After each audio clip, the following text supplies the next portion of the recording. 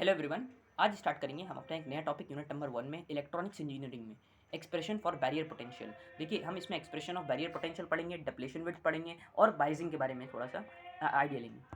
So firstly we have the VBI. VBI क्या होता है? Barrier potential. इसका डिनोशन है बीआई से। इसका फॉर्मूला होता है KT/Q ln नेचुरल लॉग। ध्यान रखिएगा, एल लॉग बेस 10 नहीं है, यह है नेचुरल लॉग। नेचुरल लॉग का मतलब क्या होता है? लॉग बेस ई, लॉग बेस ई, लॉग बेस ई। ठीक है, NaND upon NI square, NaND upon NI square. अब सबके मीनिंग देख लेते हैं। तो K की वैल्यू होती है बोल्ट्जमैन कांस्टेंट, T है टेम्परेचर, Q है चार्ज। जो मेन है वो मैंने लिख दिए हैं, वेयर NaND। एग्जाम में सब लिख के आएंगे आप, K क्या है, T क्या है, Q क्या है, VBI क्या है, LN that means natural log, NaND NI square, ये सब क्या है तो वो सब आपको लिखना पड़ेगा। Na है एक्सेप्टर आयन कंसंट्रेशन, ND है डोनर आयन कंसंट्रेशन, नाम से ही पता लग रहा है। Na that means acceptor, D for donor ion concentration, और NI आपको बता दिया इंट्रिंसिक कैरियर कंसंट्रेशन, हमने पिछले वीडियो में बताया हुआ है। ठीक है, बाकी इसकी अलग अलग वैल्यूज़ होती हैं सारी अलग अलग एलिमेंट्स के लिए। VT क्या होता है? देखिए VT भी एक नई टर्म है, थर्मल वोल्टेज। थर्मल वोल्टेज की वैल्यू होती है KT/Q। इसका मतलब हम VBI को VT के टर्म्स में लिख सकते हैं, that is nothing but VBI equals to VT times ln NaND upon NI square. इस तरीके से लिख सकते हैं। तो हमें VT की भी मतलब पता होना चाहिए VT क्या होता है। कई बार आपको VT दे दिया गया होगा और आपसे VBI पूछा गया होगा, तो आपको पता ही नहीं है कि KT/Q की वैल्यू दी हुई है डायरेक्टली। ओके, अब देखिए कुछ सिंपल कन्वेंशन है जिसकी हेल्प से हम VT की वैल्यू डिटरमाइन करते हैं। तो K की वैल्यू हम लगाते हैं 1.38 इंटू 10⁻⁻23 जूल पर डिग्री केल्विन। ये देखिए ये जो वैल्यू है ये आपने क्लास 12th 11th में पढ़ के आए हैं। ठीक है, और ये इस वैल्यू का बहुत यूज़ आपने अपने कॉम्पिटेटिव एग्जाम्स में देखा होगा, तो वहाँ पे यूज़ होते हैं। Q की वैल्यू होती है 1.6 इंटू 10⁻⁻19 कूलम्ब। ठीक है, और टेम्परेचर जो हम जनरली कंसीडर करते हैं, अगर कुछ नहीं दिया हुआ है तब आप रूम टेम्परेचर कंसीडर करेंगे, दैट इज 27 डिग्री सेल्सियस। कई बार इसे 25 डिग्रीज भी कंसीडर कर लिया जाता है, but for our convenience, for the we prefer many books, we see that room temperature is 27 degree Celsius. ठीक है, 27 डिग्री सेल्सियस को केल्विन में कन्वर्ट करेंगे। क्यों करा? क्योंकि जिससे ये केल्विन है तो ये भी केल्विन में होगा, तभी तो डिग्रीज कटेंगी। दैट मीन्स के कटेगा, केल्विन केल्विन कट जाएगा। ठीक है, तो बस वो हमने 3 केल्विन लिख दिया। अब हमें क्या मिला? इसकी वैल्यू किस में मिली? जूल पर डिग्री केल्विन में, और इसकी केल्विन में, और इसकी कूलम में। तो हमें जो फाइनल आंसर मिलेगा वो मिलेगा 0.025875। तो VT की एक अप्रॉक्सीमेट वैल्यू जो होती है वो होती है 26 millivolt at room temperature. At room temperature ये बहुत इंपॉर्टेंट चीज़ है कि अगर ये जब तक आपने रूम टेम्परेचर 27 डिग्रीज कंसीडर करके चला है। ठीक है, तो VT की वैल्यू अप्रॉक्सीमेटली क्या हो जाएगी? 26 मिली वोल्ट। मिली वोल्ट ध्यान रखिएगा, मिली वोल्ट में है, वोल्ट में नहीं है।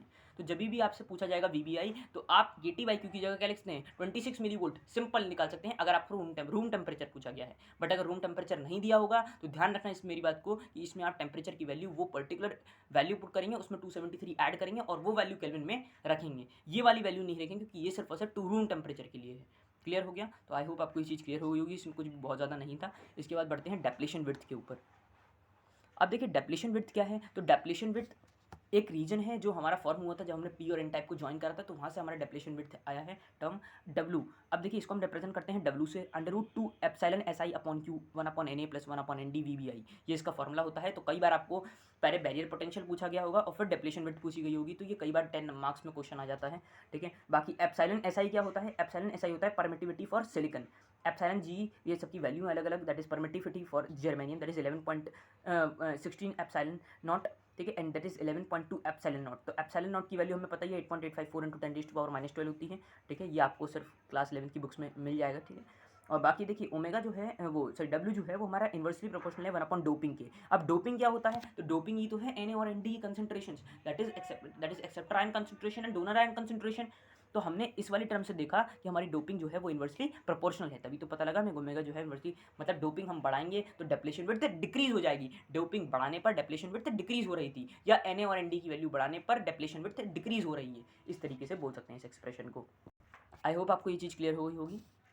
तो डेप्लेशन विड्थ में इससे ज़्यादा कुछ नहीं था। अब स्टार्ट करते हैं अपना नया टॉपिक, दैट इज बाइजिंग। बाइजिंग क्या होता है? हम इतनी देर से पढ़ते आ रहे थे, फ्री जंक्शन फॉर्मेशन में भी फॉरवर्ड बायस या रिवर्स बायस थोड़ा थोड़ा आइडिया हमने ले लिया था। अब थोड़ा सा उसको डिटेल में डिस्कस करेंगे। बाइजिंग, बाइजिंग एक प्रोसेस है in which we apply the external voltage. External voltage की प्रोसेस को अप्लाई करने को एक्सटर्नल डिवाइसेस को, उसी को हम इलेक्ट्रॉनिक डिवाइसेस को, उसको हम कहते हैं biasing. Biasing in a process in which we apply the external voltage to the electronic devices based on the polarity of external voltage. External voltage की इस पोलैरिटी पे ज्वाइन करा गया है, पॉजिटिव नेगेटिव करा गया, नेगेटिव पॉजिटिव करा गया PN के साथ, तो उसके ऊपर हमारा ये डिवाइडेड है टू टाइप्स में, that is forward biasing and the reverse biasing. बात करेंगे फॉरवर्ड बाइजिंग के ऊपर, तो in the forward biasing the P region is connected to the terminal to the positive terminal of the battery and N region is connected to the negative terminal of the battery. Figure में भी आप देख पा रहे होंगे कि ये इसका नॉर्मल डायग्राम है और ये इसका हमारा होता है जो एक तरीके से हम कहते हैं सिंबल्स की फॉर्म में रिप्रेजेंट करना, ठीक है। तो ये P हो गया, N हो गया, बाकी ये आप चाहें तो दिखा सकते हैं, बाकी दिखा देंगे तो कोई दिक्कत नहीं है।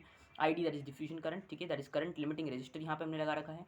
और पॉजिटिव नेगेटिव ये हमारा इसका कैसी सिंबल है, ये हमारा सिंबल है जो हम PN को रिप्रेजेंट करते हैं। Forward bias voltage inversely proportional होता है डेप्लेशन विड्थ के।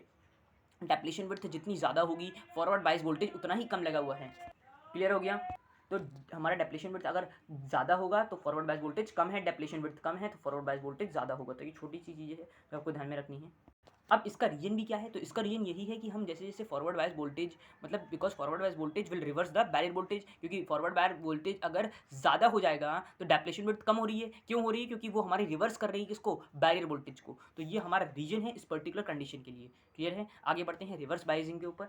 अब देखिए रिवर्स बायसिंग क्या है? When the P side is connected to the negative terminal of the battery and N side is connected to the positive terminal, just opposite हो गया पहले वाले का कि हमारा जस्ट अपोजिट अरेंजमेंट है, then this arrangement is defined as reverse biasing. The magnitude of reverse current is very small. Small क्यों होता है? क्योंकि ये माइनॉरिटी चार्ज कैरियर की वजह से है। हमने आपको समझाया था कि रिवर्स करंट किसकी वजह से होगा? सिर्फ और सिर्फ माइनॉरिटी चार्ज कैरियर की वजह से। और फॉरवर्ड करंट किसकी वजह से होता है? हमारा मेजॉरिटी चार्ज कैरियर की वजह से होता है, ठीक है। इसलिए जो हमारी रिवर्स करंट की वैल्यू होती है वो बहुत स्मॉल होती है। और माइनॉरिटी चार्ज कैरियर क्या वैसे ही आपको पता है कि वो कम अमाउंट में प्रेजेंट होते हैं, तो दैट इज रिवर्स करंट भी हमारा कम होता है, इज़ वेरी स्मॉल। क्लियर?